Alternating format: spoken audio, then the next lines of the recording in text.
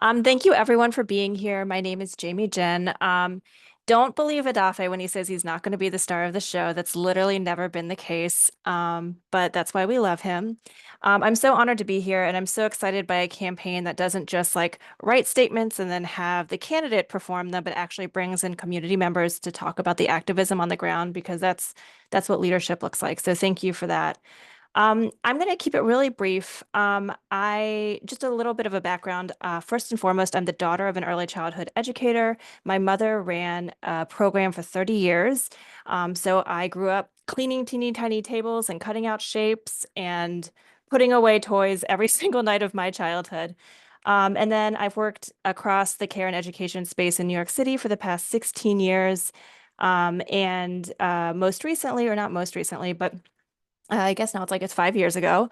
I set up New York City's childcare hotline when COVID hit, and ran that for essential workers trying to navigate all of the different modalities of childcare. And even though I probably in 2019 considered myself an expert, and I'd worked on care campaigns and care infrastructure, I really got that crash course, really learning about all the different modalities of childcare. So from that, we took a lot of data, and now I get to work at Wiggle Room, where we're building solutions with the childcare workforce. They're not, really shiny. It's a lot of back office compliance stuff, but so many of these programs, this is really the stuff that's bogging down so many of these programs. They're all heavily regulated, and not and under supported and undercompensated. So I'm just gonna, I whipped up some quick slides so you don't just have to listen to me talk. You'll see that they're very, very sophisticated. Can you see my screen? Okay. I really just made these slides because there's going to be a lot of letters and a lot of words. So I don't know if I can see the chat right now, but please chime in with questions. Please chime in. There's going to be a little, I'm going to ask you questions. So I'm just going to go through a lot of words that we hear around childcare. So maybe some of you are experts. Daycare center, right? Who here's heard of a daycare center? Okay, great. I see some hands. Gabriel hasn't heard of a daycare center, but that's okay. No, not going to call people out. But yeah, daycare center. That's usually when we talk about childcare. Okay, my child's in a daycare center, blah, blah, blah. So yeah, that's a very common form of daycare center, of childcare. But did you know there's also small daycare centers? And small daycare centers can be in actually commercially zoned areas, but they can watch as few as 2 children, 3 children. So that's just a different modality. There's also group family daycare. Who here's heard of group family daycare? Okay, I don't see. Okay, I see some hands. There we go. Group family daycare is based on the zoning again of the real estate that it's in, as well as family daycare. So, family daycare and group family daycare are simply in uh, real estate that is zoned residential. But that does not mean that they are not regulated and licensed, that they don't have an inspector come to their facility 3 times a year, that they don't have to have sprinklers and fire exits and books and toys and a meal program all run out of a residential space. I think it's unfair when people say it's like we run a daycare out of our homes. It's more like if you think about, if some people go to a dentist or a therapist that's in a brownstone or in a building, like it's still a business, right? But it's just run out of this place, especially in a place that's as vibrant and as complex as New York.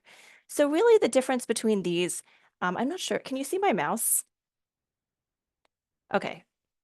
The difference between these, I don't know if I'm just like pointing, I'm not sure what Zoom is picking up, but these two are in commercially zoned spaces, and these two are in residentially zoned spaces. But these two, and this is just based on kids per adult and square footage. These two typically tend to be under 6 children, and these two tend to be above 6 children, up to 16, and so on and so on. But all four of them are regulated very, very aggressively by the state, by the Office of Children and Family Services. In the city, there's an additional layer of regulation for family daycare that is from the Department of Health and Mental Hygiene, DOHMH. So they are filling out more paperwork than I hope anyone on this call ever has to fill out in their lifetime.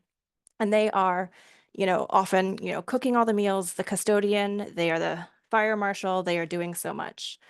And then there's FFN. So this is Friends, Family, and Neighbor Care. You can actually, in the state of New York, have a loved one or a neighbor sign up, meet some requirements, and they can also be paid by the state to provide care. And then there's words that you probably are more familiar with: pre-K, 3K, and 2Care. That's kind of new, but I'm going to throw it in there. That's what we're talking about.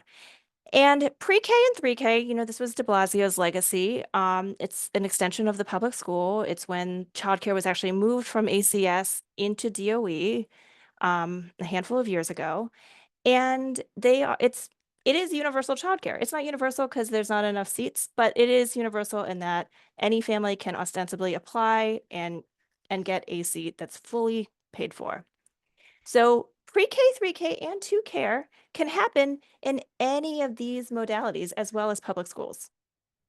So when we think about childcare, we just want to make sure we're thinking like this is really just a real estate designation and or capacity designation.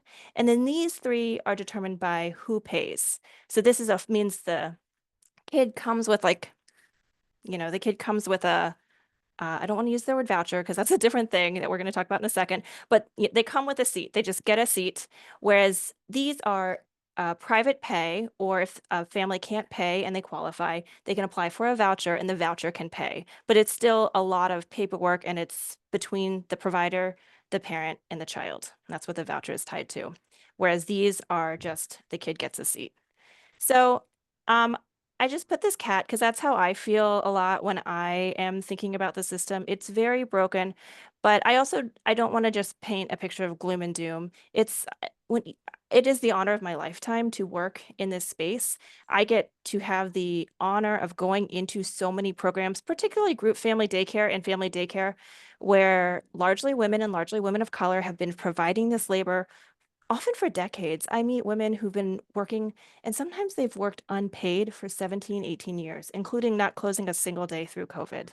They pay for meals out of their pocket. They cook, they clean, and they really, really, I think about my mother. They don't just provide the education around the ABCs and the 1, 2, 3s, which is critically important, but they also teach our young ones how to share, what to do if they don't get their way, how to wait in line at the water fountain, these critical, critical social emotional skills that I believe our society needs more of. These women are pouring out of their souls to provide this every single day, and they see results. And yet they are not, compensated for, which is why we need a stronger system here. So I will pause there. I think I was just deputized to give an overview of the